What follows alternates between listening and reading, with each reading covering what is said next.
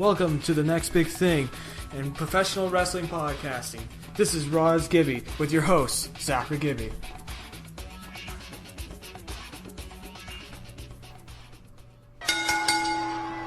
Welcome to the Raw is Gibby podcast, coming at you from parts unknown. It's Zach McGibby, bringing you the next big thing in wrestling podcasting. Remember that if you like this podcast, leave a like and subscribe to the Raw is Gibby YouTube channel to get you up to date on the latest wrestling reviews and news. Don't forget to also leave a comment on the podcast if there's anything you want me to improve on for future podcasts.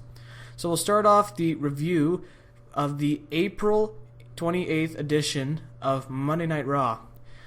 This was an okay Raw. This was the go-home Raw before Extreme Rules. So the first segment we have here is the Bray Wyatt John Cena promo, where Bray Wyatt has got the whole wide world in his hands.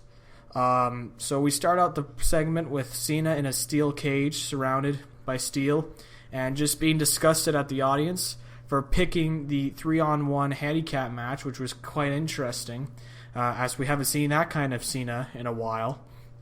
And we also saw him say that he will put WWE first. But then the Wyatt family interrupted, and we had a children's choir come out singing he's got the whole world in his hands. This was a very cool segment, a very awesome segment to start off the Monday Night Raw. It was really cool, just the visual and the singers, and eventually all the children wearing the sheep masks. That was really, really cool and freaky at the same time. But it was a very cool segment, and it really built up the rivalry between John Cena and Bray Wyatt. It was just really cool, and the crowd was singing along too. Very mildly, considering that the Raw crowd wasn't very loud throughout this Monday Night Raw, but it was definitely a great way to start off the show. That promo was just a really good promo, and I think probably one of the best promos, if not the best promo, for Raw all year right now. It's really that good if you ever get a chance to check that promo out. But yes, it's really cool. I'll make predictions on who I think will win Extreme Rules. We don't really even have that many matches announced, so I'll probably save them for later, maybe for Friday. But yeah, that's essentially what I think I'll do for the Raw reviews, or the Extreme Rules review predictions. So the next segment we had was the WWE Tag Team Championship match, which I thought we were going to see at Extreme Rules in the pre-show, but we're seeing it here. It was the Usos versus Ryback. This was actually a pretty solid match. It's hard to top that promo that happened before this match. But this was a solid match, and Ryback is really improving in the ring. I really think that Ryback is doing a lot better now, and I think that shows just that WWE just pushed Ryback way too early, and just needed to let him develop a little bit more. But yes, it was a very interesting match. The Usos won with the super kick from Jimmy Uso. Oh, sorry, no. It was actually a perfect plex from Curtis Axel, in which actually, I believe it was Jimmy Uso who jumped and did the splash onto Curtis Axel while he was doing the perfect plex, which was really cool to watch. But it was definitely an interesting match to watch, and I'm a little surprised this didn't happen during Extreme Rules or in the pre-show, but I guess they wanted to get this match over with. I don't know why, but they should have done something better in terms of actually building up this match. Really, the only reason why Ryback is in this Tag Team Championship match, is because of the lack of heel tag teams in WWE right now. WWE really needs to make some new tag teams soon, because a lot of the tag teams are starting to disband. I thought the next team that was going to face face the Usos may have been the real Americans, but they split up and are currently in a feud right now. So I'm not sure where they're going to go now after Ryback. I bet you they're going to have another match. They're probably going to have to start working on getting some more tag team competitors out. But the tag team championship match was definitely a solid match. Good, solid match. It was a good match to start off the Raw. So the next match we had was Sheamus versus Titus O'Neil. Titus O'Neil was saying on Twitter that he was going to display a new Titus O'Neil, but then he attacked Sheamus before the match. This was pointless, really. I mean, it's a stupid booking decision. I mean, Titus O'Neil, you're going to build this guy, Titus O'Neil, as you're building his new attitude, okay? You're building him to become a new kind of guy. And so you beat Sheamus up before the match, and you throw him everywhere. You throw him in the ring post, you throw him into the barricade and everything.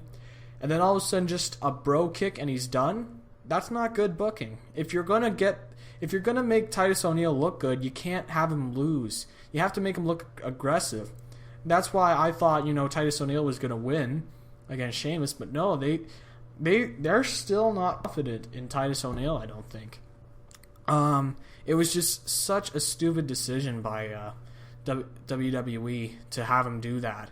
Because there's really no point. If you're not going to push the guy, then why would you have him out on Raw with a new attitude, saying that he's bringing his new game out, and then just have him lose? It doesn't make any sense to me. This wasn't a great match. I mean, it's not a good booking decision by WWE, and it's not going to help Titus O'Neil get over. So the next segment we had was Hugh Jackman on the show. This was actually a little bit funny segment.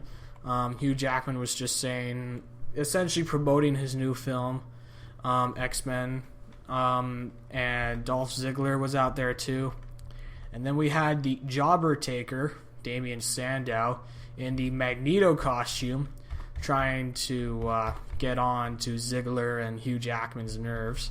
But definitely, it was a little silly, but considering what happened on this Raw too, this wasn't a bad segment. It was pretty funny. Nothing really developed.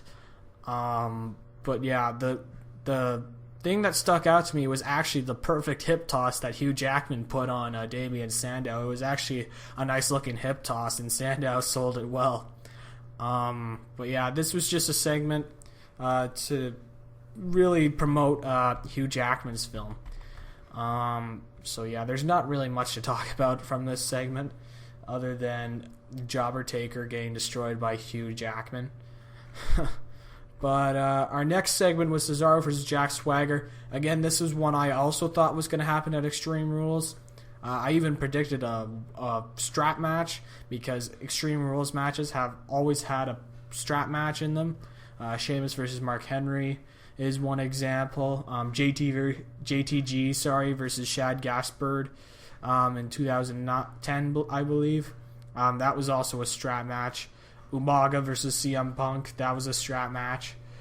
So I was expecting another strap match, but we had it here on Raw, and the match was not very good, really. I mean, the match was not very good, and these two guys are known to be good in-ring workers, so I don't really know why this match wasn't all that good. I mean, they're both definitely talented in-ring performers, but it was just sloppy. And the best part of the match had to be when Heyman was attacking Coulter and was grabbing onto his mustache. That was pretty funny. I was laughing a little bit, but the match itself, the match quality was very underwhelming considering the two performers in the ring, and it was just sloppy, and it wasn't really that great of a match. And I know these two guys could do a lot better because of their wrestling talents. So it wasn't the best match. Very sloppy. I'm wondering where this is going. I'm surprised they're not doing it at Extreme Rules, but we'll see. So the next we had Cody Rhodes versus Alberto Del Rio. Again, another one of those matches that wasn't very good. It was quite sloppy too.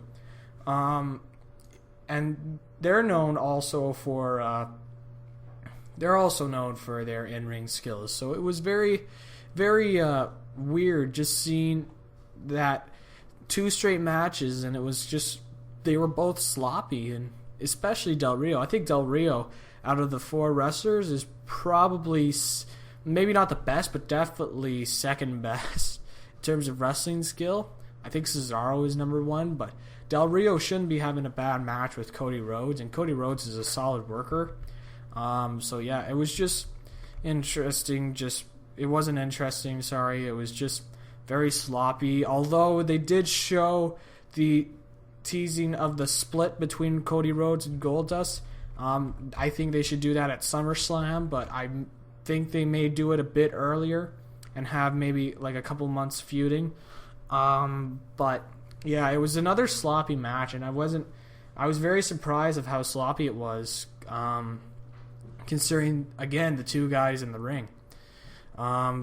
So the next match we had was Xavier Woods versus Alexander Rusev again.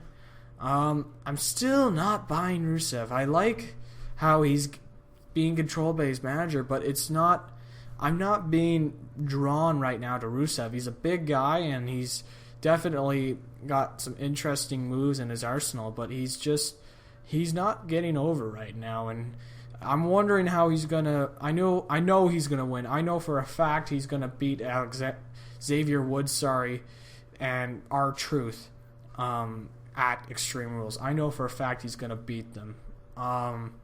They just have to have him beat them. It wasn't very good. Just a little bit too much of a normal segment you see for putting over a guy. They should really be doing a lot more with Xavier Woods instead of just having him be a jobber. He's definitely a talented wrestler. Rusev, I think, maybe has the potential, but like, it's not working right now for me. I'm not drawn yet into Rusev. So the next segment we had was Los Matadors versus Heath Slater and Drew McIntyre. This was another very bad match. And we also got the announcement that it was going to be Hornswoggle and El Torito in the first ever WeLC match during Extreme Rules. And it's just, because, we've always wanted to see an El Torito versus Hornswoggle match and essentially a TLC match. Oh, man. This was just filler. Like your basic filler. If they have Hornswoggle and El Torito on the main show, I'm going to be very disappointed. But I bet you they're going to be on the main show. No disrespect to El Torito at all, because he's actually a very solid wrestler when you actually give him the chance, considering how small the guy is. But this is not the segment that the fans would want to watch. I don't know anybody that wants to pay money to see 2 little guys fight in a tables, ladders, and chairs match. So yeah, this was just kind of lousy and very much filler for that part of the show. And I'm just hoping that the Hornswoggle versus El Torito match just ends what kind of is their feud between Los Matadors and 3MB. So the next segment we have kind of kicked it up a notch, which was Stephanie's apology for Kane attacking Daniel Bryan. This was complete BS in terms of Stephanie McMahon, but that was all part of the gimmick, and I liked the promo. It was very well done, and it really brought up the Kane versus Daniel Bryan match at Extreme Rules. But it wasn't really show stealing promo. It was it's just your promo really to help put over Kane and Daniel Bryan match. And so we had also Daniel Bryan refusing to join Stephanie in the ring, and he said he was going to take down Kane at Extreme Rules. And Stephanie announced that it was going to be Brie Bella versus Paige for the Divas Championship tonight. Again, another match that I thought we'd be seeing at Extreme Rules, but we are not seeing it at Extreme Rules. Well, it's not going to be at Extreme Rules because Tamina Snuka won the Battle Royal. But I'm surprised the Divas Championship was being defended during Raw. But it really helped to set up the Daniel Bryan and Kane match. So we'll go straight to that match. Brie Bella versus Paige for the Divas Championship. Solid match, but the dramatic moments of Kane coming through the mat and like trying to pull in one of the wrestlers, I believe it was Brie Bella. What am I thinking? Pulling in Brie Bella into the ring. It was really cool and very dramatic, and it really helped solidify the match between Daniel Bryan and Kane at Extreme Rules. So it's definitely going to be a match I'm looking forward to. And Paige is showing more of how good of a wrestler she is. So the next segment we have is the finals for the the Intercontinental Tournament between Rob Van Dam versus Bad News Barrett. I thought maybe Cesaro was going to win this and go for the Intercontinental title, but we're going to see. But then he lost to Van Dam, and so when Bad News Barrett won, I said he was going to win, which I was right. This was a really solid match. I think Van Dam's starting to kick it back into gear now because the past 2 weeks on Raw haven't been his best matches. Not bad matches. It's just that he was kind of like a little bit sloppy and it wasn't very smooth in terms of the wrestling. But it was a good match, and it would have been a lot better if there wasn't so much interference from Cesaro and Swagger. So we had Bad News Barrett winning, so therefore he's the number 1 contender for the Intercontinental title at Extreme Rules. And we also saw Van Dam getting assaulted by Cesaro and Jack Swagger. So I'm assuming we're going to see a triple threat match at Extreme Rules between Cesaro, Swagger, and Rob Van Dam. It's going to be interesting what they do with that match. But I'm also interested to see what they're going to do with Biggie Langston versus Bad News Barrett. I'm wondering if they're going to put the Intercontinental title on him again. But maybe they put it on Langston a little bit longer. But yeah, it was a solid match. Just maybe if they didn't have Cesaro and Swagger interfere at the end, it would have been a lot better. But this wasn't a bad match by any means. So the final match of the night was Roman Reigns versus Randy Orton. We had Ric Flair coming out to endorse the Shield.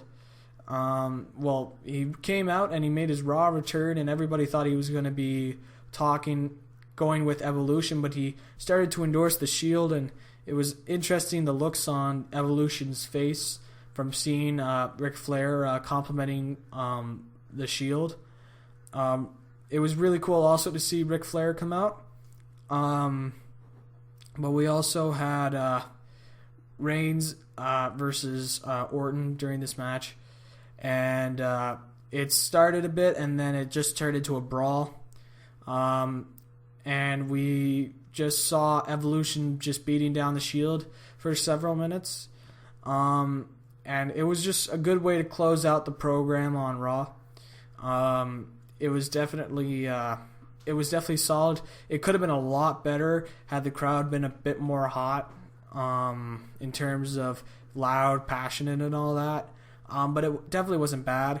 I'm really liking the Shield face masks. I don't think they wore them that time, but I forgot to mention just how good those masks are, and I think they're really, really cool. So yeah, it was not a bad match at all. It was just really kind of a way to build up more of the Evolution versus Shield feud. So definitely not bad at all, and it was really cool seeing Nature Boy walking again, just going around in the ring doing the Nature Boy strut and all that. But yeah, it was definitely a good match. and definitely a good way to bring up the pay-per-view. So that's it for the Raw review. Overall, the show wasn't very good. Let's just be honest. It was the best part was definitely the very beginning with Bray Wyatt Bray Wyatt and the John Cena promo. It was definitely the best part of the night, but it was just not the best show considering what they had in the middle. It was very. Usually, you'd have your good workers like Cody Rhodes and Alberto Del Rio. And Cesaro and Swagger, they should have worked a lot better that night, but they weren't very good, and it was quite sloppy, which was quite surprising, really. But yeah, it was definitely, it should have been a lot better. But yeah, it was, I'd give the show a C. I mean, it should have been better. I bet you if Cody Rhodes and Alberto Del Rio or Cesaro and Swagger had a better match, that the review would probably be higher, maybe to like a C plus, maybe even a B minus if I felt a bit better. But it was just not the best show. The only good parts was the beginning and end of the show, but nothing good in the middle to make me sustain to keep watching. So now let's move on to some of the news and rumors. And today, actually, we got a bunch of releases today, including Mason Ryan, which actually kind of surprised me a little bit, considering that I thought they were kind of high for Mason Ryan. The Batista clone, no more with WWE. He got released. So he also got released with a bunch of other wrestlers, including Shaul Guerrero, who's the daughter of Vicky and Guerrero. That was her second run, I believe, with the company, and she didn't really do much on NXT, so it wasn't really it really didn't do much for Shaul Guerrero. Danny Burch was also released. He didn't have much to do with NXT either. And Oliver Gray got released too, and he was the tag team partner for Adrian Neville for a little bit. He got released too. He just came back from a knee injury, and he had lost to Camacho on NXT TV. So it was a little surprising that they would cut him after his knee injury. But yeah, those are four of the guys that were released released from NXT today. Mason Ryan, I think Mason Ryan is not a good wrestler. He's definitely got the look. Very big, like 315 pounds of just muscle. But his ring skills have improved when he was in NXT. I think it did help him, and he made his look a little bit better by growing out his hair a bit more. But you know, he wasn't a very good wrestler. He just wasn't very smooth in the ring, and he was kind of awkward a couple of times in the ring. So I think that's why they released him, because Mason Ryan wasn't making that progress that they wanted him to make. It's amazing to me because a couple of months ago I heard that they were going to have Roman Reigns separate from the Shield and then go on to have Mason Ryan replace Roman Reigns into the Shield, which would have been an interesting dynamic, but I guess they threw that out the window. Shaul Guerrero, I saw a little bit of her wrestling. She's alright, but it was her second time in WWE developmental, and I don't think they had much for her, so it was a little disappointing. But now that they have Emma and Paige up in WWE, I think they should have used her to help fill in some of the voids left by the NXT wrestlers that have moved on to WWE. And Danny Burch, I can't say too much about the guy because I haven't seen him wrestle a lot. I'm pretty sure he looked like a solid wrestler from when I was able to see him. And Oliver Gray, another UK talent. I saw him in some of the tag matches he was with Adrian Neville, and he looked pretty solid too. I bet you though that either TNA, Ring of Honor, or Global Force Wrestling, the new wrestling promotion from Jeff Jarrett, is going to try and pick up on one of those wrestlers, specifically maybe Mason Ryan, considering he's big and he's got the look. Probably TNA would probably look at Mason Ryan. I don't think Global Force Wrestling, or especially Ring of Honor, I don't even think Ring of Honor would want to take a look at Mason Ryan. But he could go to TNA and maybe they could try and make something out of Mason Ryan. They did something with Derek Bateman when he left, so I bet you they can find something for Mason Ryan. And TNA needs a bit of new stars coming into TNA so that it can help their show. So maybe they bring in a guy like Mason Ryan to come in and clean house maybe. But they definitely got to make him work on his in-ring skills a bit. So yeah, that was the big release of wrestlers today. Nothing much else happening in the world of professional wrestling other than another Goldberg rumor saying that he is interested in WrestleMania 31. Not surprised. I don't think he's going to be in WrestleMania 31. I think that Goldberg's last chance to come back to WWE was for WrestleMania 30, and that time has passed, and I don't think he'll want to wrestle. And I don't think there's any point in having Goldberg come back to wrestle at WrestleMania 31. It would have been a lot better had they had Ryback still hot and Goldberg versus Ryback to finally get that feud settled. But that didn't happen. But yeah, nothing really else happened so far in the news of professional wrestling. So I'd like to thank you all for listening to the Roz Gibby podcast. If you like this video, leave a like and subscribe to the Roz Gibby YouTube channel. We also have a Twitter page where you can follow us at Roz Gibby, and we also have a Facebook page which is under the same name, Roz Gibby, and leave a like on that too. And I thank you for listening to Roz Gibby. I'm probably going to have a opinion video or a predictions video for Extreme Rules coming out on Friday. So stay tuned for that. Otherwise, this is Zach McGibby signing out.